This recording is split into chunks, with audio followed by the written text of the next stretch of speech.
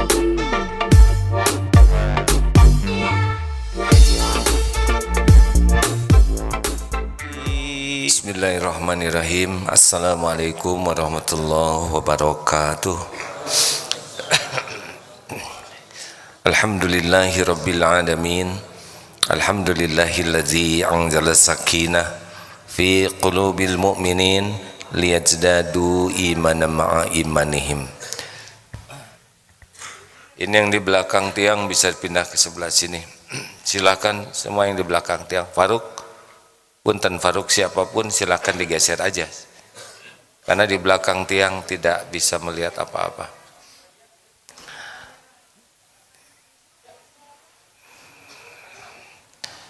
Ya sudah, semuanya lihat ke sini saja. Enggak usah lihat ke sana. Siapa aja, enggak harus sepuh semua.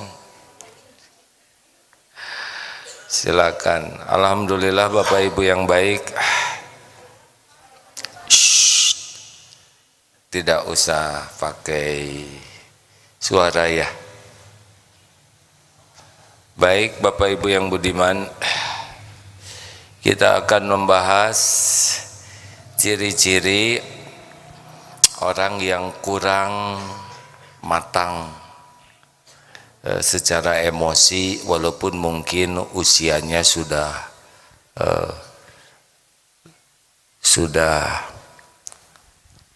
saya tidak tega nyebut tua. Jadi orang akan bahagia ketika memiliki kecerdasan emosinya. Menjadi tua itu tidak usah terampil karena jadi sendiri, tetapi menjadi orang yang pribadinya matang, dewasa. Nah, bahagia itu tergantung dari kematangan pribadi. Berikut ini hasil belajar ciri-ciri orang yang kurang matang. Satu adalah sangat suka menyalahkan orang lain. Jadi fokusnya tuh orang lain saja yang salah tuh. Apapun yang terjadi cepat sekali untuk menyalahkan orang lain. Dan pada saat yang sama dia tidak mau disalahkan, padahal sangat memungkinkan dirinya yang salah. Pokoknya kalau ada apa-apa selalu mencari kambing guling ya, kambing hitam, padahal yang paling hitam adalah kambingnya. Jadi kalau ada apa-apa langsung nyalahkan orang, dan dia sepertinya tidak punya salah sama sekali. Kalau anak berbuat salah, kalau suami yang kurang dewasa, nyalahkan istrinya, nyalahkan yang lain sekolahnya. Dulu pernah ada seorang ibu, semoga Allah menyayangi beliau, tukar pikiran konsultasi tentang anaknya yang belum baik. Ditanya, ibu, kenapa anak seperti ini? Menurut pendapat ibu, penyebabnya apa? Menurut saya, kata beliau, yang pertama adalah kesalahan ayahnya anak-anak. Ayahnya anak-anak tuh nggak bisa jadi contoh, jarang di rumah. Kalaupun di rumah marah-marah, jarang ngobrol sama anak. Lama cerita kejelekan suami pilihannya, kan suaminya itu pilihannya ya. Sesudah puas cerita suaminya yang tidak baik itu penyebab anaknya jelek kelakuannya. Ada lagi bu, sekolahnya, memang sekolahnya sekolah Islam, tapi borju, hanya duniawi saja. Guru-gurunya juga gak pakai hati, nyalahkan. Sudah nyalahkan sekolah, nyalahkan guru-gurunya. Gak jadi teladan, padahal yang milih sekolah itu beliau juga ya. Dan teman-temannya juga, ya begitulah, cuman pamer kekayaan orang tuanya. Sebel sekali saya lihat teman-temannya. Dan yang paling parah penyebabnya adalah zaman teknologi ini. Ini gara-gara internet anak saya jadi begini. Semuanya ternyata salah. Tidak ada sepatah kata pun yang mengatakan sayalah ibunya yang salah. Saya yang sehari-hari bersamanya. Nah, itu dulu, mungkin beliau sekarang sudah berubah jauh, ya. Dan menurut ilmu memang orang yang kurang matang kedewasaannya adalah seperti anak kecil. Jarang anak kecil yang ngaku salah, bener? Ini si Ade nih yang ini, padahal dia yang nyembunyiin. Mulai mikir semua. Hati-hati, semakin kita sibuk menyalahkan orang lain. Nih begini nih, tuh si itu, lihat jari ini nunjuk ke kita sebetulnya yang terbanyak. Orang tidak akan terhormat dengan lari dari tanggung jawab. Mari kita latih, jangan sibuk menyalahkan orang. Kenapa anak seperti ini? Saya yang bertanggung jawab. Saya ayahnya. Kelakuan anak ini tidak lepas dari tanggung jawab saya sebagai orang tua, terutama saya sebagai kepala keluarga. Saya yang salah. Harus berani begitu. Tapi mengakuinya juga bukan untuk acting, bukan untuk diakui sebagai orang, ini ayah hebat nih, enggak. Tapi benar-benar ngaku memang ini salah saya. Hati-hati nih bagi yang suka menyalahkan orang lain, memperjelas ketidakmatangan dirinya sendiri. Ini bawahan saya nih yang ngaco. Nah, kalau sudah sibuk menyelamatkan diri itu udah, padahal dia tanggung jawab. Ini kemarin ada kejadian sepak bola. Sebetulnya yang sangat saya tunggu-tunggu ya secara pribadi, siapa nih yang berani tampil saya yang bertanggung jawab. Mungkin saya belum baca sampai saat ini, belum dengar kecuali ada satu yang saya tanggung jawab, tapi itu di bawah. Harusnya ada yang berani tanggung jawab. Jangan hanya pada waktu menang tampil, tapi ketika ada musibah lempar batu sembunyi kaki. Yang kedua, ciri lainnya orang yang kurang matang itu adalah pendengar yang jelek. Jadi tidak tahan dengar orang tuh pengen motong aja, pengen menyela, tidak sabar untuk mendengar penjelasan orang lain. Pokoknya pendengar yang jelek, ciri khasnya itu kalaupun orang bicara dia tidak fokus, sibuk sana sini matanya tuh, seakan tidak mau nerima penjelasan orang, meremehkan penjelasan orang, dan bila ada kesempatan cepat motong. Lalu bicaranya juga lebih banyak. Suka sekali interupsi, tidak betah kalau mendengar tuh. Jadi nanti kalau ada orang bicara tuh, dia tuh akan memperlihatkan ketidakbetahan. Lihat sana, nggak ada fokus menyimak. Orang yang dewasa matang disimak. Rasulullah Sallallahu Alaihi Wasallam kalau ada yang bicara beliau menyimak. Kalau lucu beliau ikut senyum. Kalau menyedihkan beliau ikut prihatin. Kalau sesuatu yang mengagumkan beliau Masya Allah. Tapi orang yang kurang matang, orang ngebodor, garing bodohnya, begitulah. Dia tidak mau ikut ketawa. Kalau orang bicara yang menajubkan, biasa aja, itu mah cetek, begitulah.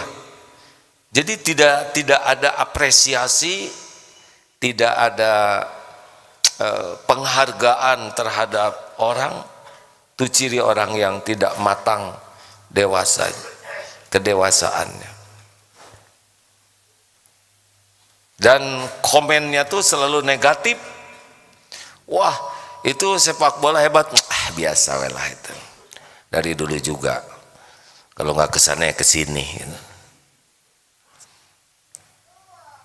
Kalau berita sesuatu, dia akan cari negatifnya untuk menunjukkan dirinya tuh paling tahu, paling paham, paling menguasai, ingin tampil terus kalau bicara tuh.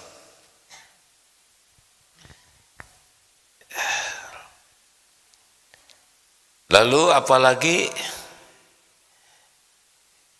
ciri lainnya adalah agresif kalau menyerang orang tuh.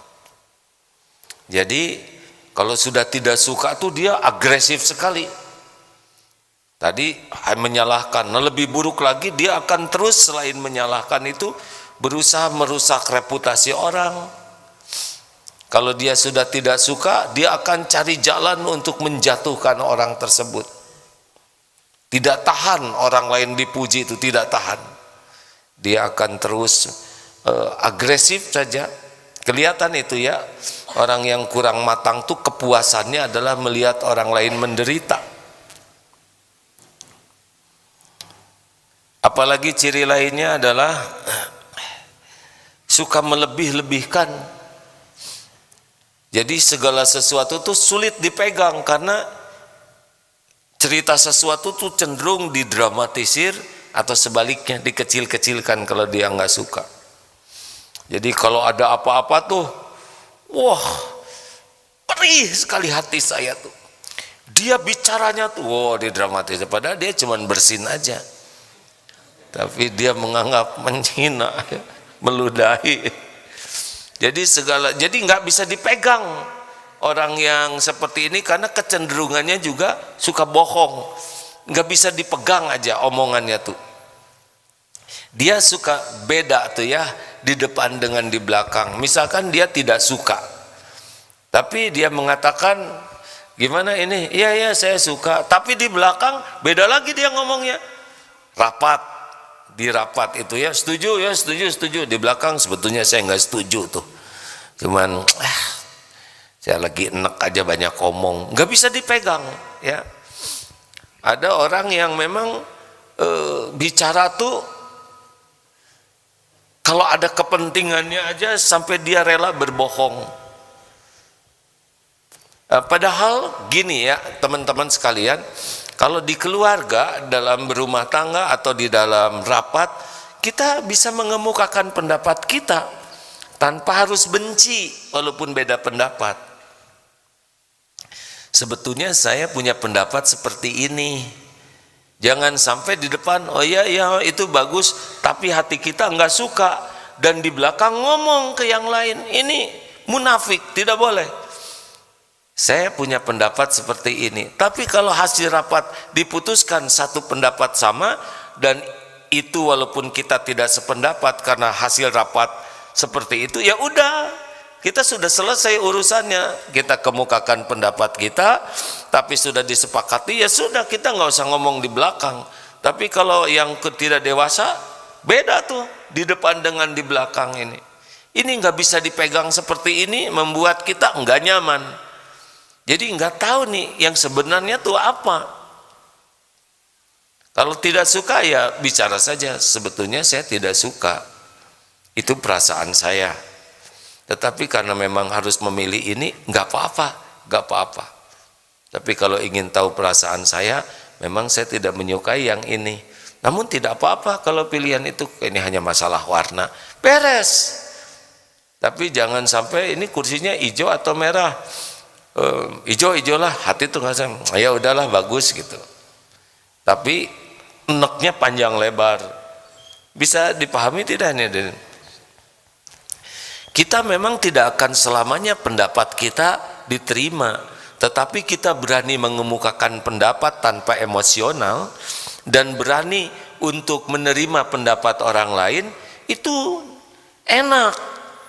Setuju, setuju, tidak setuju, tidak setuju, gak apa-apa kalau pendapat ya. Jangan sampai mulut setuju padahal hatinya tidak, lalu ngedumel terus dan tidak ada akhirnya itu ngedumelnya tuh.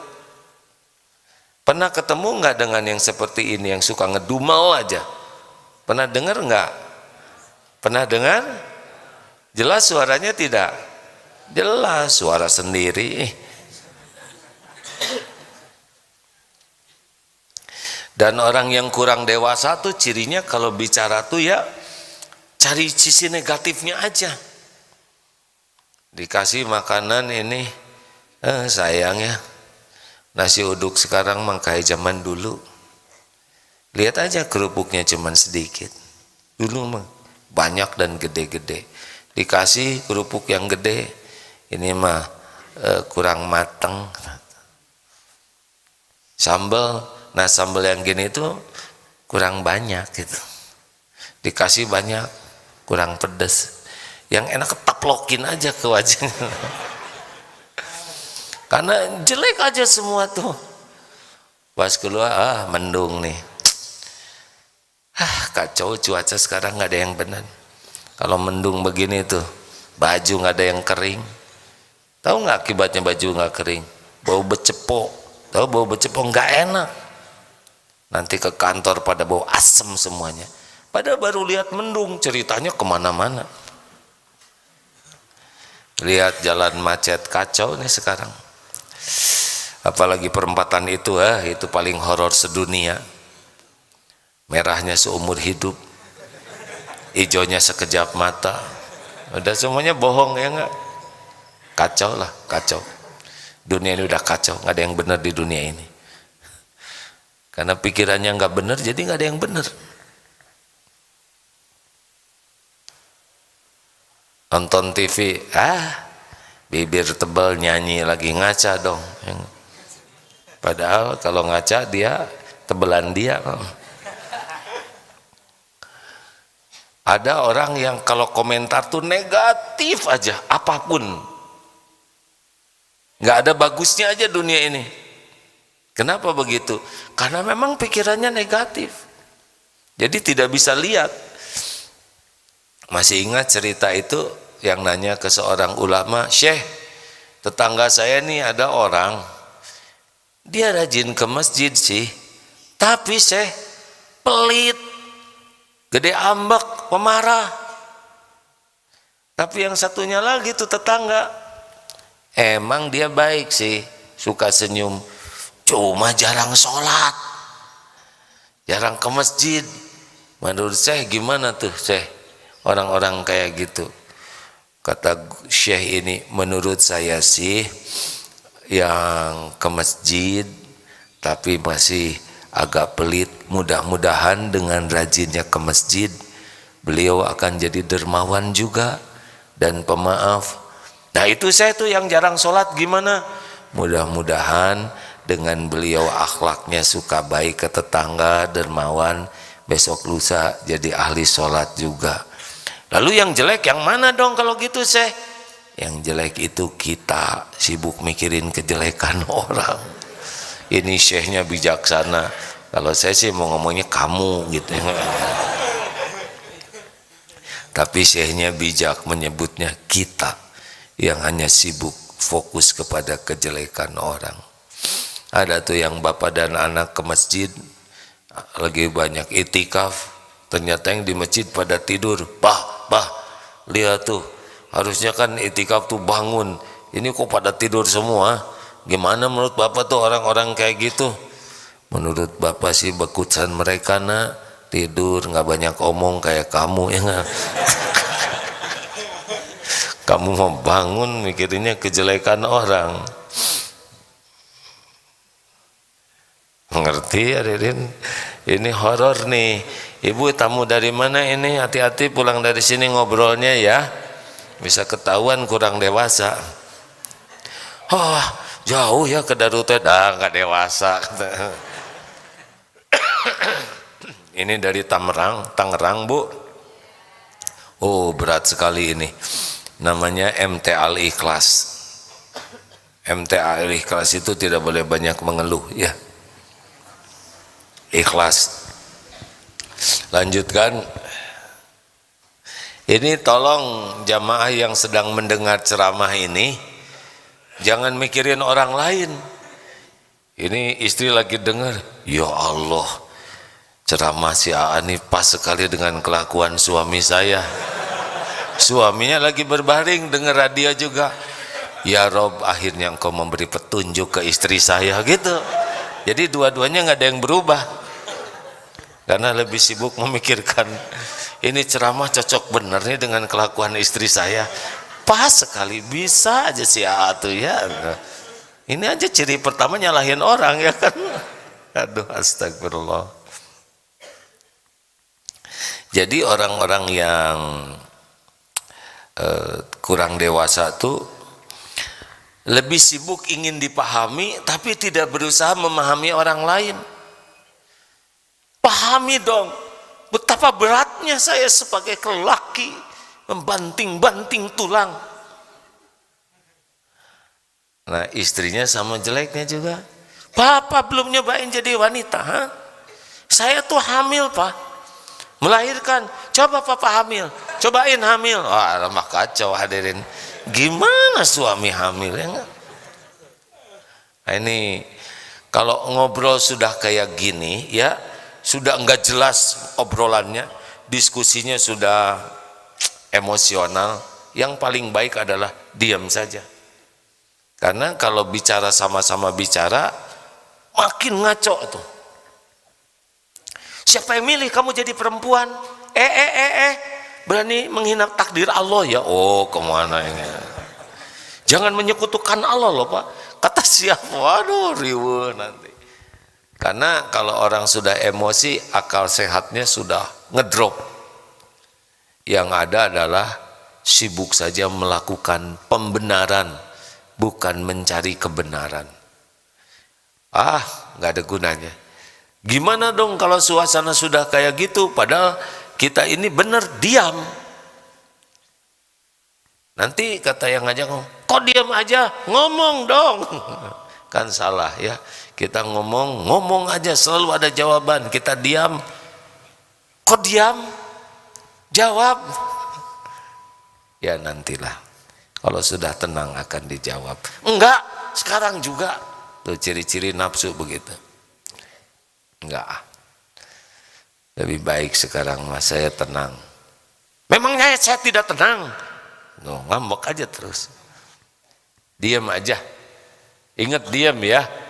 Kalau sudah pertengkaran enggak jelas, yang paling tepat adalah diam. Senyum saja. Kalau bisa. Senyumnya menceng-menceng dikit nggak apa-apa. Lalu orang-orang yang emosional, yang kurang dewasa itu adalah ya tadi, dia tidak peka terhadap orang lain. Dan dia marah kalau orang lain tidak mengerti keadaan dirinya. Capek tahu? Nah, itu ingin orang lain paham. Padahal yang diajak ngobrol lebih capek dan dia tidak mau paham. Emangnya gampang? Cari nafkah tuh gampang. Ya, emang jadi lelaki kepala keluarga ya udah memang begini. Nggak usah merasa berjasa. Kita banting tulang, peras keringat, cari nafkah buat keluarga. Ya itu ladang amal kita. Nggak usah menjadi seperti yang gimana gitu, enggak. Itu udah kewajiban kita. Enggak usah nuntut istri, anak-anak mengetahui, mengagumi, empati ke kita, enggak usah. Kita capek, kita letih. Kalau pakai iman itu penggugur dosa kita. Sama ibu juga ya. Ibu tidak boleh, ibu tuh udah hamil kamu 9 bulan, melahirkan, menyusui, semua nggak boleh disebut-sebut bu, itu kurang dewasa. Karena anak nggak pesen, nggak pesen lahir dari ibu, ya kan? Kalau anak Tapi jangan ada yang ngomong gitu ke orang tua ya. Kamu ini, ya maaf, siapa suruh tuh Bu pakai hamil ya nggak? Saya kan nggak pesen. Kalau ada orang tua yang sibuk menyebut jasanya, itu mungkin sedang capek ya, tapi harusnya tidak nyebut jasa. Kayak pemimpin, saya ini pemimpin kalian, itu udah pada tahu. Saya capek sekali ngurus perusahaan ini. Ya kenapa tuh jadi pemimpin ya? Saya paling bertanggung jawab, wajar gajinya paling gede ya kan. Hanya nggak ada yang berani jawab aja karyawannya. Nggak boleh begitu. Misal kalau saudara jadi presiden, pusing tahu jadi presiden, nah tuh jadi presiden ya. Jadi nggak usah kita menuntut orang lain memahami. Kita aja yang paham. Makin paham itu sebetulnya kita makin bijaksana. Tiap orang tuh punya latar belakang beragam, punya ilmu berbeda-beda, pengalaman berbeda-beda, tingkat keimanan, dan tiap orang tuh punya trauma kehidupan berbeda-beda. Iya, ini santri segini banyaknya nggak bisa disamakan tuh. Ini walaupun syalnya sama, apalagi masa keemasan ya, itu kan Bapak udah agak lama di dunia ya. Udah berapa lama coba? 59 tahun. 3 tahun lagi Pak, sabar ya. Ada yang nyeletuk, 2 tahun lagi katanya.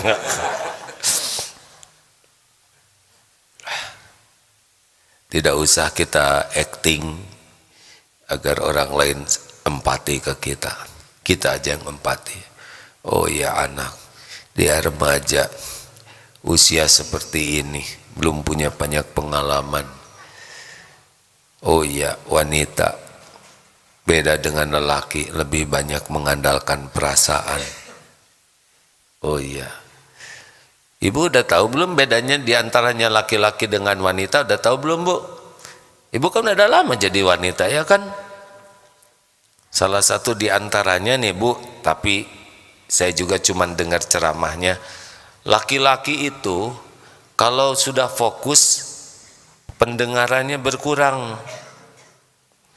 Jadi kalau dipanggil Pak, lalu suami lagi baca Quran, Pak, nah itu kalau makin fokus pendengaran kami itu tidak setajam pada waktu tidak fokus terhadap sesuatu. Pak, langsung ibu teh manggil suami tuh galak-galak amat. Nah, Bapak harus tahu bahwa ibu tuh manggil udah 3 kali ya gak? Jadi kalau teriak, oh berarti gitu. Juga stok perkataan wanita lebih banyak daripada lelaki. Berbahagialah bagi yang punya istri guru. Jadi pulang ke rumah udah keluar stoknya. Jadi tidak cicing, yang berat itu yang nggak ada teman bicara Pak, stok melimpah. Suami pulang sore-sore, Bapak teh kemana wae? Udah. Sedangkan suami stoknya kan tidak sebanyak wanita, udah ngajar seharian. Gimana nih Pak? Iya. Bapak teh mau pengen? Itu tuh udah habis stoknya Bu. Nggak usah dimasukin hati lah dunia maya. Tidak semua menjadi urgent untuk bertengkar. Tidak worth it lah katanya. Perkara-perkara remeh nggak usah membuat kita riweuh. Ciri lainnya adalah pesimis. Dunia teh nggak adil ya mah. Nah, saya hidup gini-gini aja. Teman saya aja malas-malesan, mertuanya ngasih gonimah ya. Mertua saya telah meninggalkan hutang, nggak adil. Pesimis saja. segala sesuatu tuh ya, merasa dunia itu tiada adil, tadi sudah dibahas. Lalu hidupnya itu kaku, tidak bisa luwes. Jadi kalau sudah punya ada keinginan, pendapat sepertinya nggak boleh digoyang. Udah A harus A aja, padahal belum tentu itu yang terbaik. Kaku, tidak ada kemampuan untuk ya bernegosiasi, bertukar pikiran. Kaku orangnya tuh. Ini termasuk yang kurang dewasa. Kita dalam hidup ini, kalau bahasa Sunda, batu turun kesik naik, harus bisa negosiasi, harus bisa bertukar pikiran, pendapat. Ya tiap ketemu orang-orang punya kelebihan, kekurangan. Kita punya kelebihan, kekurangan. Kalau hati kita terbuka, kelebihan orang bisa jadi kelebihan kita. Maka jangan kaku hidup ini, ya. Jangan kaku. Kemudian tidak harmonis dengan orang, tapi harmonisnya tuh dengan hewan. Kalau ke kucing teh meni mesra, sayang sini. Ada seorang suami lihat istrinya ke kucing teh meng, disuapin. Suami mau ambil sendiri makanan. Alah, horor. Suami teh sampai mendingan jadi kucing. Ini cerita ada, saya baca di internet, seorang ibu punya anak, anaknya nikah. Nah, ibunya tinggal di rumah anaknya. Lihat anaknya ini sayang ke kucing, Pak. Ibunya sampai nangis karena dibelai, diselimutin pagi-pagi. Mana si empu sudah makan? Sini sayang, sini, disayang ke kucing itu. Ke ibunya nggak begitu. Yang melahirkannya, yang menyuapinya, yang menyusuinya, kucingnya cuman eok-eokan kayak gitu. Begitu tumpah kasihnya, dan ibunya melihat. Ini bukan tidak boleh atau bukan jadi harus galak ke kucing, ya enggak. Dan saya enggak baik ke ibu, sepak aja kucing, bukan begitu.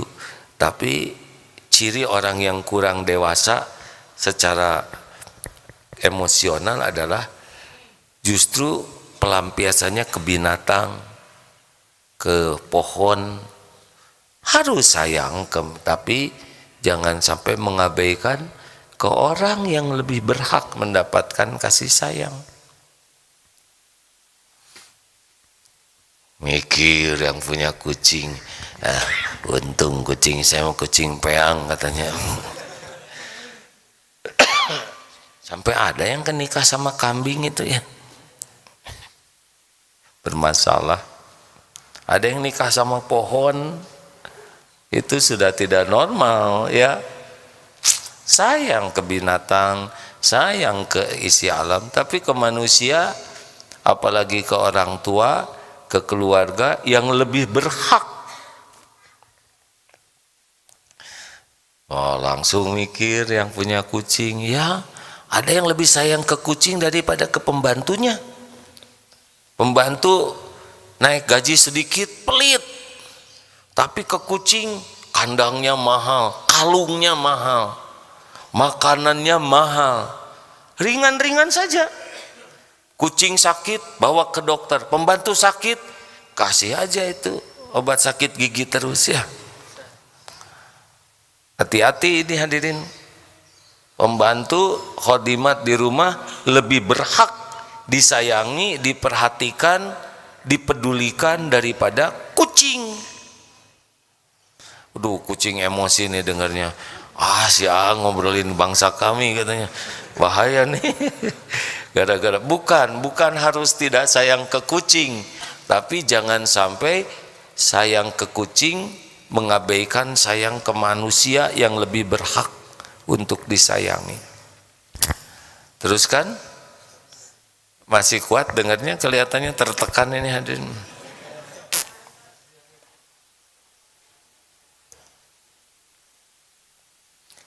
Udah saya juga menderita bacanya. Sambil ngomong gini juga itu mirip saya hadirin.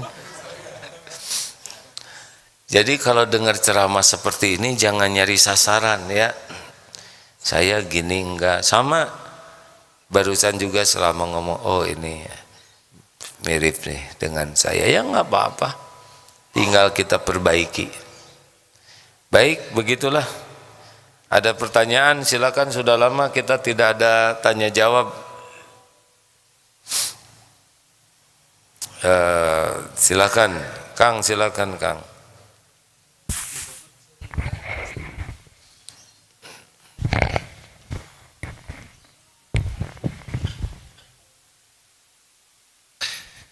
Baik, bismillah. Terima kasih atas kesempatan yang diberikan. Jadi langsung saja saya bertanya tentang masalah saya langsung. Iya. Tadi malam itu saya baru tiba di Bandung. Saya dari Albina Islamic Boarding School di Bekasi. Saya guru matematika di sana. Saya asal Makassar, dan saat saya tiba di Bandung, tepatnya di kosnya teman saya langsung dapat WA dari dosen saya. Beliau itu langsung memberikan saya nasihat bahwa kalau bisa stop membuat jasa pembimbingan tugas akhir, karena saya punya lembaga saya itu membimbing tugas akhir, bukan membuatkan, karena membuatkan kan tidak boleh.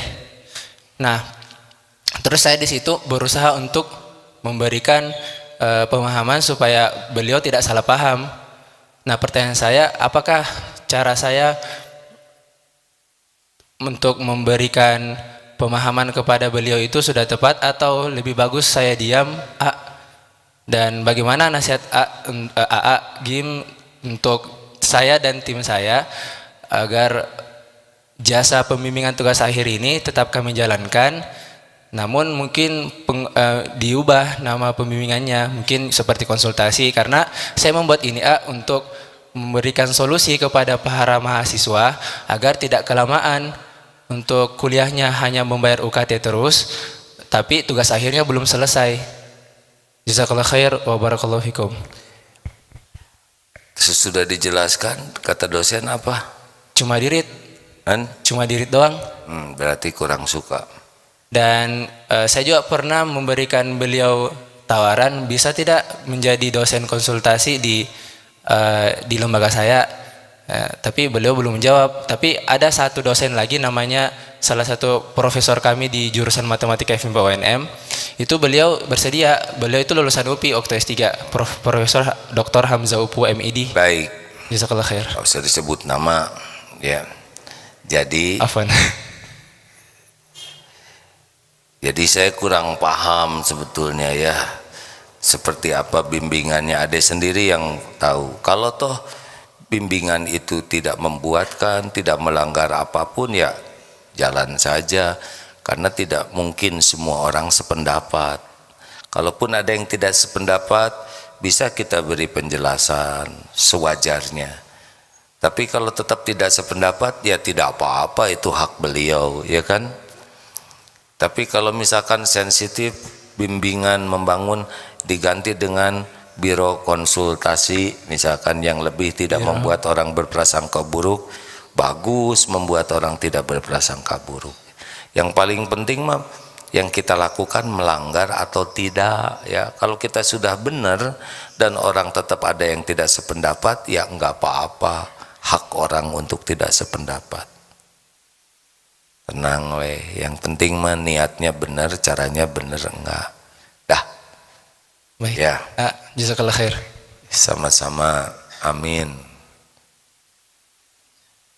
Apalagi nih bimbingan pranikah apa?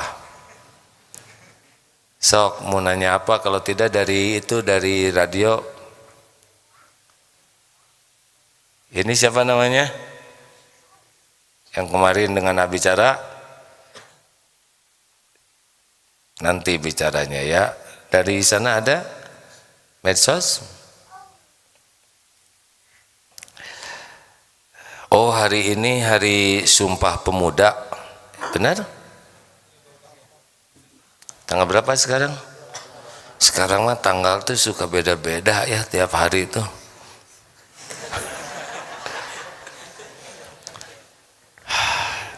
jadi orang Indonesia itu takdir Allah kita ini. Indonesia negara yang dibangun kesepakatan dari para syariatnya tokoh-tokoh pendahulu. Jadi Pancasila itu dasar negara Indonesia, hasil kesepakatan. Ya, kita menerima sepenuhnya kalau jalan hidup kita sesuai dengan Islam, berpegang kepada Al-Quran dan Sunnah. Tapi sebagai warga negara, kita terima sepenuhnya sebagai Pancasila dasar negara. Kalau saya berada di Australia, ya ada dasar negaranya di sana, terima. Tapi sebagai pedoman hidup keagamaan kita untuk keselamatan dunia akhirat, jadi tidak ada yang harus dipertengkarkan. Nah,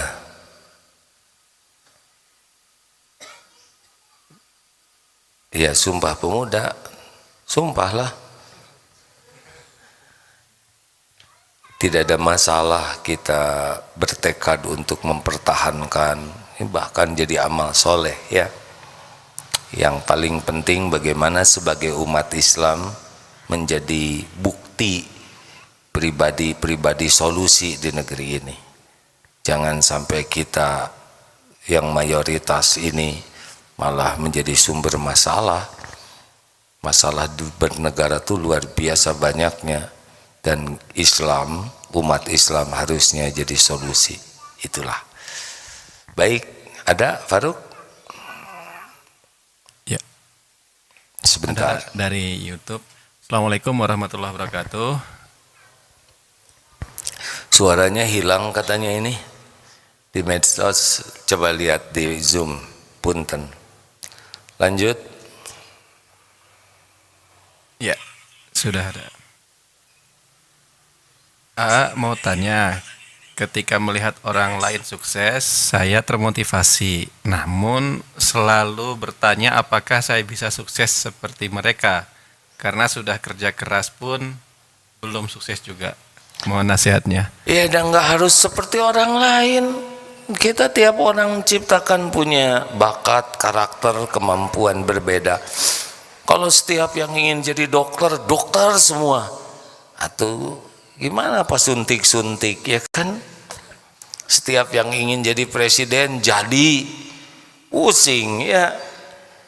Gak apa-apa kita, aduh saya senang orang itu dermawan, banyak uangnya. Niatnya apa? Kita punya rezeki, niatnya banyak bantu orang. Ternyata kita nggak bisa sekaya dia, niatnya aja udah dapat pahalanya, ya kan? Nggak harus kita seperti orang lain. Punten ya, ini AA diuji oleh Allah, takdirnya seperti ini. Katanya si kiai atau apalah gitu ya. Saya senang sekali belajar dari Ustadz Adi Hidayat, Ustadz Abdul Somad, Buya Yahya, dari guru-guru yang lain, dari banyak. Saya juga ingin begitu, cuma nggak gampang ternyata ngapalin seperti Ustadz Adi Hidayat ya. Ada ngapalin tempatnya, nggak hafal halamannya. Ada ngapalin halaman, nggak hafal ayatnya. Jadi saya terima, saya kayak gini ya, saya juga berusaha. Waduh, lihat yang itu pintar, yang ini pintar. Ya saya ingin, cuma kalau nggak kekejar seperti itu, ya nggak harus menderita, ya. Ya, dan nggak maksa. Di sini juga ke santri, ya memang saya begini adanya. Saya juga pengen lebih baik dan berusaha. Yang nerima ya monggo, yang nggak nerima ya monggo gitu. Kulo saiki koyo ngono, yo.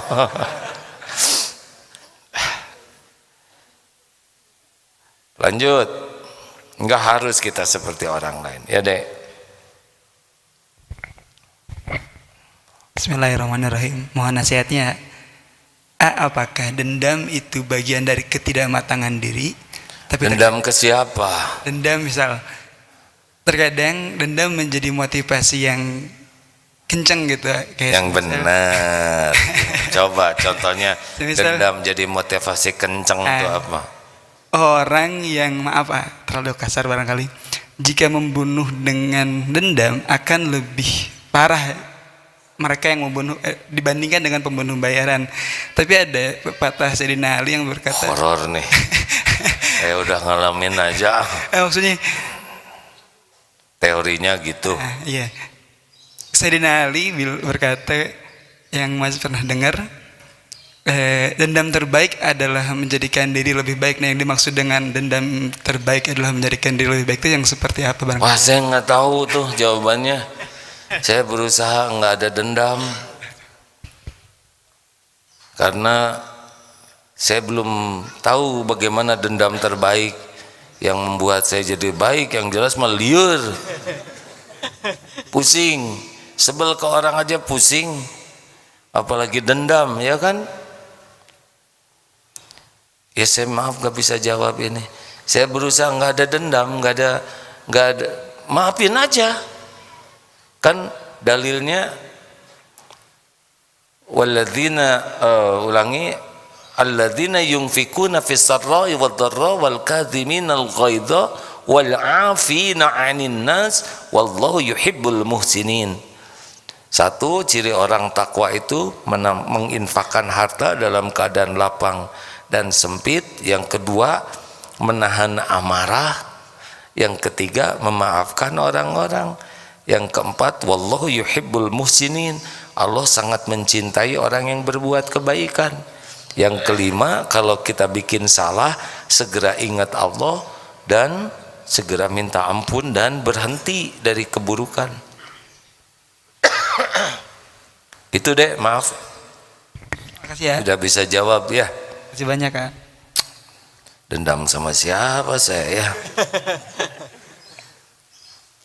Nggak ada waktu deh. Waktu mikirin dosa aja, dosa sendiri udah riweuh, belum tentu diampuni Allah lagi. Capek-capek lah mikirin kesalahan orang ke kita ya. Kesalahan kita yang bahaya, bukan kesalahan orang. Karena kan in ahsantum li anfusikum wa in asatum falaha. Jika kamu berbuat baik, kebaikan itu untuk dirimu. Jika lo berbuat jelek, nah kejelekan juga menimpa kita. Gitu. Cicik ada yang nanya apa sih tamu al-ikhlas? Apa artinya ikhlas? Kan? Semuanya ikhlas nih, jadi nggak ngejawab ya. Ya Bu, silakan, maaf.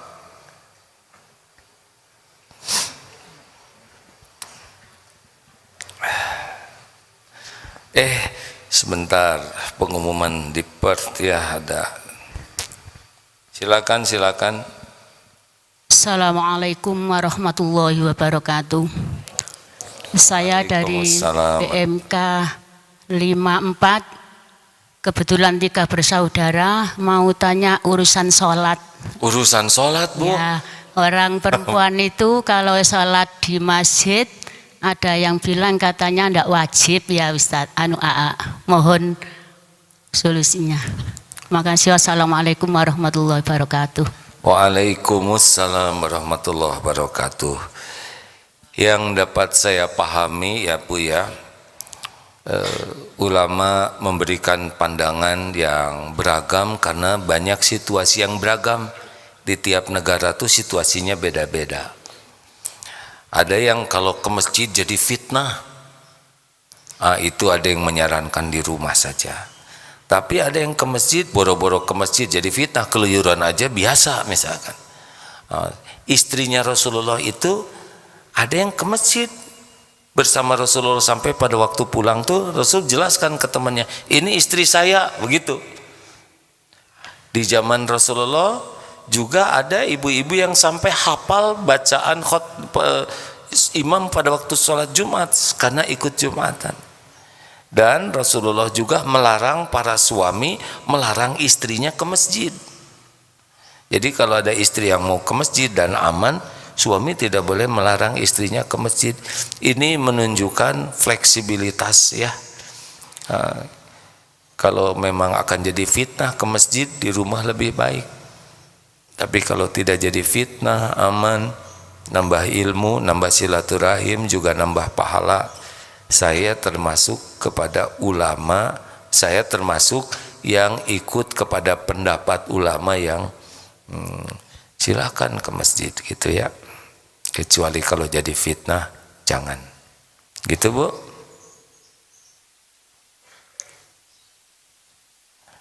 Ya, saya, Ibu orang perempuan, saya orang laki-laki ya Bu ya.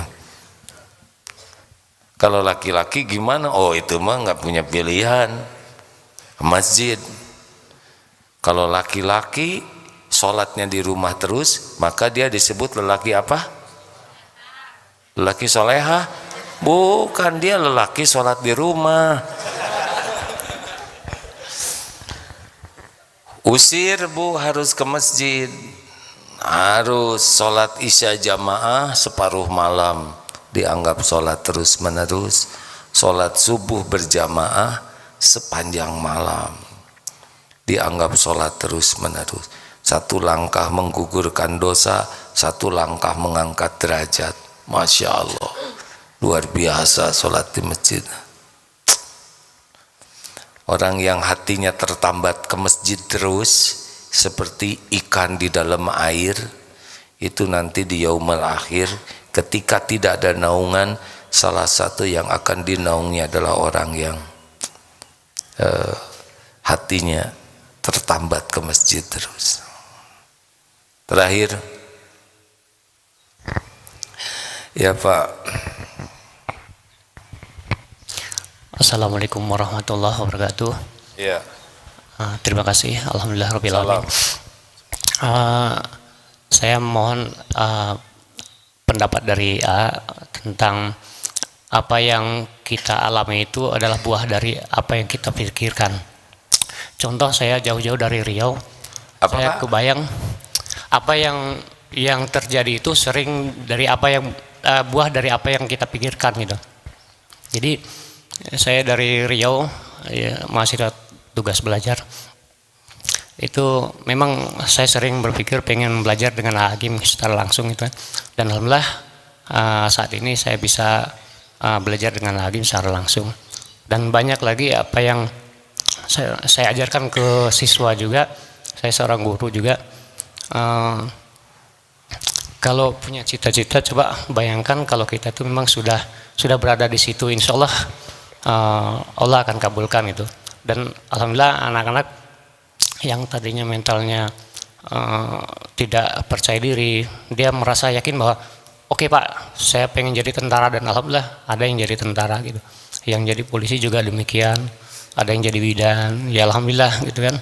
Nah, kembali lagi ke situ, itu saya mohon pendapat dari gitu. Ya, Assalamualaikum warahmatullahi wabarakatuh. Ya, Waalaikumsalam. Saya pengen jadi tentara Pak, jadinya begini, gimana itu? Jadi begini ya Pak, kita bagus sekali punya keinginan, asal keinginan kita itu keinginan yang disukai Allah. Dan Allah tahu apa yang kita pikirkan, Allah tahu apa yang kita cita-citakan. Jadi bukan karena pikiran kita kemudian kita jadi. Kalaupun jadi Bapak di sini karena Allah tahu pikiran Bapak. Saya pengen ke Darut Tauhid.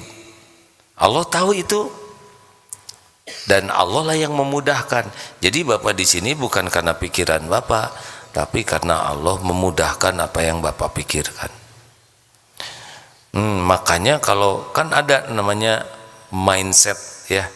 Ada seseorang dia atlet triathlon. Triathlon tuh berenang, lari, sepeda ya. Lalu dia kena kecelakaan. Ini kisah nyata ya. Saya membaca kisah ini. Lalu patah Pak, beberapa ketabrak sedemikian rupa dan akan lumpuh seumur hidup. Lambat laun akan lumpuh. Dia melakukan olah mindset. dia selalu pikirkan. Ini nggak pakai agama ya, karena tidak seorang muslim, belum muslim. Dia membayangkan dirinya itu sehat lagi, dia membayangkan badannya itu seperti semula, dan secara mekanisme katanya ya Pak ya, karena pikirannya begitu, maka itu akan membantu secara syariat ya, proses tubuh ini, apakah hormonnya, enzimnya, sel-selnya menyesuaikan dengan apa yang dia pikirkan, dan sehat Pak. Apakah kita bisa, sebetulnya sekarang bisa dites Pak. Bu, Ibu mau nggak pagi ini ya, sudah ini dikasih jeruk nipis, diiris ya Bu ya, kemudian Ibu buka dan dikucurkan ke mulut Ibu, kerucuk jeruk nipis, ha? Tuh saya lihat wajahnya. Ibu mau dikasih mie ayam pagi ini, tapi dicampur dengan cacing di dalamnya. Tuh kan, nggak ada mie-nya, nggak cuman ngomong, itu teh apa-apaan? Mie ayamnya nggak ada, jeruknya nggak ada, cuman pikiran. Betul tidak?